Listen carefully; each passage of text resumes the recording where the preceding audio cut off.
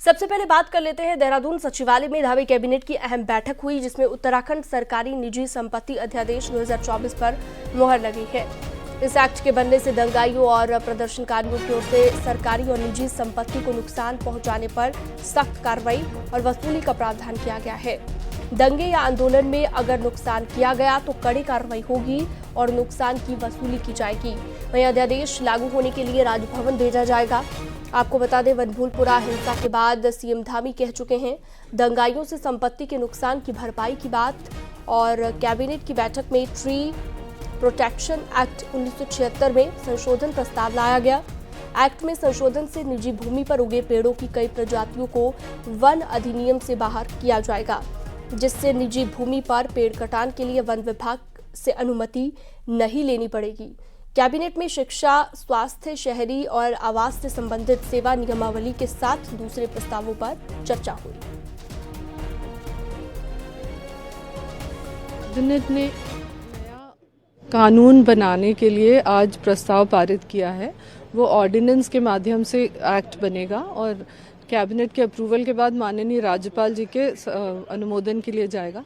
जो दंगे होते हैं या डेमोन्स्ट्रेशंस होते हैं, कोई भी किसी तरह का आंदोलन होता है जहाँ पे भीड़ उग्र होके किसी सरकारी संपत्ति या निजी संपत्ति को नुकसान पहुँचाती है, उसमें स्पेशल ट्राइब्यूनल्स बनेंगे जो कॉम्पेंसेशन डिसाइड करेंगे कि जिस दंगाई व्यक्ति है जिसने नुकसान पहुंचाया है उससे कितना कॉम्पेंसेशन लेके या तो सरकार को या निजी व्यक्ति जिसकी संपत्ति का नुकसान हुआ है उसको दिया जाएगा।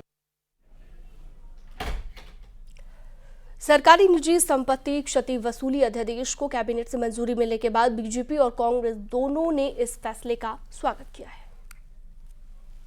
हर प्रकार के विरोध के हथकंडे ये संकेत नहीं करते हैं कि आप जो है सरकारी संपत्ति को नष्ट करें, किसी की व्यक्तिगत संपत्ति को नष्ट करें।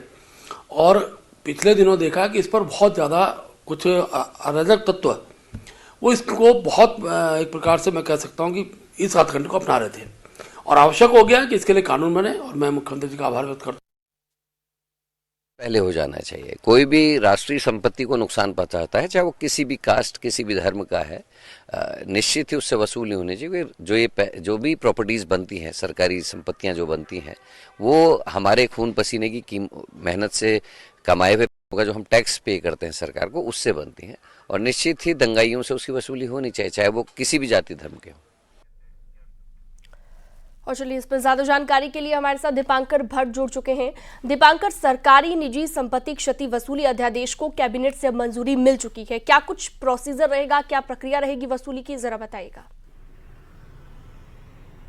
बिल्कुल शीनम, क्योंकि हल्द्वानी में जिस तरह दंगे हुए थे उसके बाद इस बात को लेकर सवाल खड़े हुए थे कि क्या जो संपत्ति को नुकसान हुआ है उसकी वसूली किससे होनी चाहिए।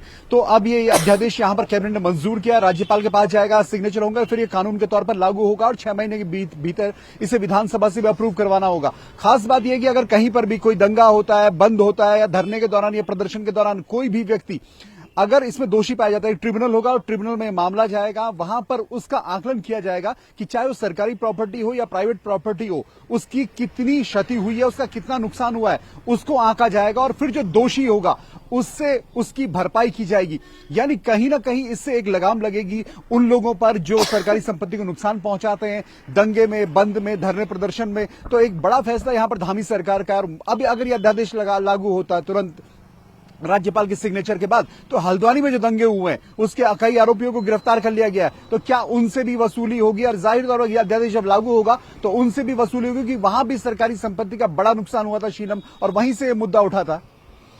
जी दीपांकर, आपने विस्तार से जानकारी दी, बहुत शुक्रिया इस तमाम जानकारी के लिए।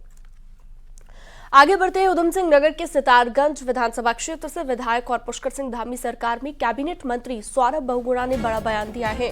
पूर्व मुख्यमंत्री विजय बहुगुणा के बेटे सौरभ ने दावा किया है कि उत्तराखंड के इतिहास में पहली बार 1 या 2 parliament seat Bharatiya Janata party निर्विरोध भी जीत सकती है।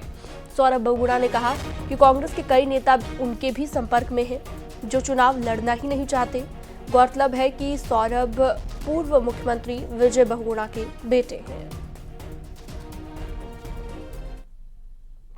कल भी मैं अपने विधानसभा क्षेत्र सितारगंज में था, किच्छा था।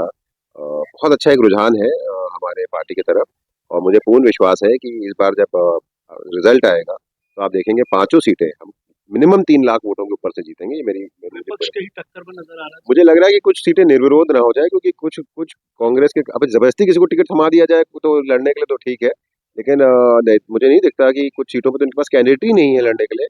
और बहुत लोगों से हम भी टच में हैं जो ये कह रहे हैं कि भाई साहब हमको जबरदस्ती बोला जा रहा है लड़ने के लिए, लेकिन हम इंटरेस्टेड नहीं है। तो हो सकता है एक दो सीट निर्विरोध भी हो जाए। पहली बार उत्तराखंड में बैठे हुए लोग सत्ता की मद में मदमस्त है और ये बयान दे करके उन्होंने अपनी मानसिकता का परिचय कराया।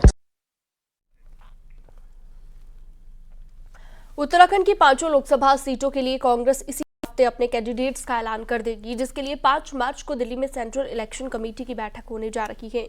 नेता प्रतिपक्ष यशपाल आर्या इस बैठक में हिस्सा लेने के लिए दिल्ली रवाना हो चुके हैं, लेकिन इस बैठक में जाने से पहले उन्होंने दावा किया कि बहुत जल्द कैंडिडेट्स फाइनल कर लिए जाएंगे। मंगलवार को सेंट्रल इलेक्शन कमेटी में चर्चा के बाद 5 सीटों से 3 नाम सेंट्रल पार्लियामेंट बोर्ड को भेजे जाएंगे। छानबीन समिति की बैठक कल दिल्ली में होने जा रही है और उसमें लोकसभावार जो स्क्रीनिंग कमेटी के समक्ष नाम आ रहे हैं उस पर विस्तृत विचार विमर्श होने के उपरांत सेंट्रल इलेक्शन कमेटी को, केंद्रीय चुनाव समिति को नाम प्रस्तुत किए जाएंगे। देहरादून से बड़ी खबर है। यहाँ पर पाखरो टाइगर सफारी घोटाले के मामले में हरक सिंह रावत की पत्नी दीप्ति रावत ईडी ऑफिस पहुंची, जहां पर उनसे घोटाले को लेकर पूछताछ हो रही है। इससे पहले भी ईडी ने दीप्ति को समन भेजा था। पाखरो टाइगर सफारी घोटाले के मामले में ईडी हरक सिंह रावत के ठिकानों पर भी रेड तक कर चुकी है, जहां से कई जरूरी दस्तावेज ईडी के हाथ लगे थे।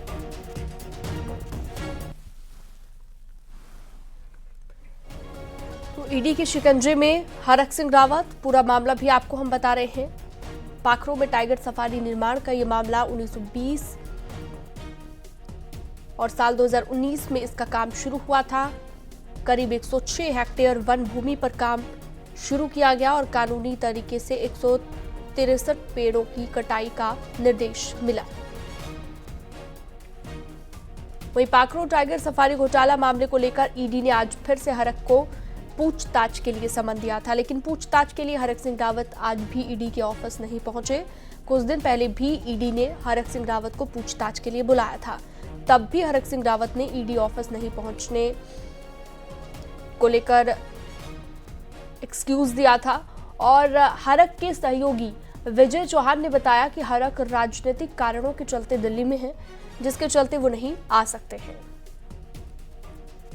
जी असल में मीटिंगों में थोड़ा बिजी है दिल्ली में, जैसे आपको पता ही है चल रहा है आजकल लोकसभा चुनाव के लिए, तो इस वजह से मीटिंग में है। तो उन्होंने 1 महीने का टाइम मांगा है। जांच में पूरा सहयोग करने के लिए भी बोला है और 1 माह का समय भी मांगा। आज मैम भी पहुंची हैं जी, तो क्या मैम को भी इन्होंने बुलाया था? हाँ मैम को भी बुलाया था, वो पहुंच गई।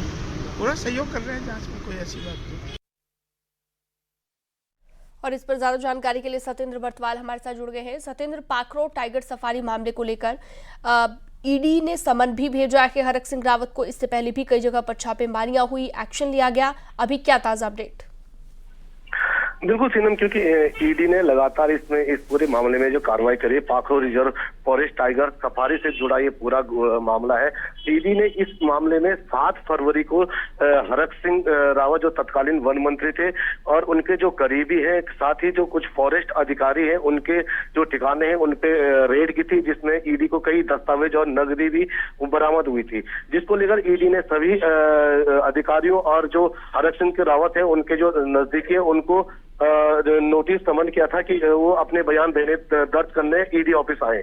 और देहरादून अगर हम बात करें तो हरक सिंह रावत को 29 फरवरी को यहाँ पहुंचा था, लेकिन हरक सिंह रावत 29 तारीख को नहीं पहुंचे। उस दिन भी उन्होंने एक अपना लेटर भेजा था कि जिसमें उन्होंने राजनीतिक कारणों के चलते अपने न पहुंचने की वो बताई थी। साथ ही अगर आज की बात करें तो आज हरक सिंह रावत को यहाँ पहुंचा था, लेकिन वो नहीं पहुंचे। लेकिन उनकी जो पत्नी है दीप्ति रावत, वो पहुंची है और करीब 4 घंटे से ऊपर का समय बीत चुका है। दीप्ति रावत से लगातार ईडी पूछताछ कर रही है। जी, बहुत शुक्रिया सत्येंद्र बर्तवाल इस तमाम जानकारी के लिए आपका।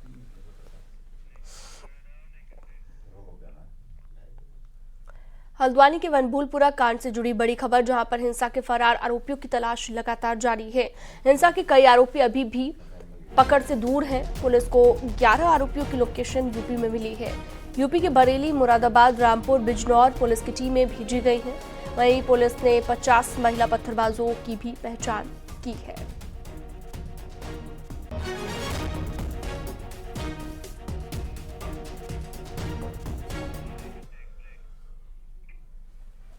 और खबरों में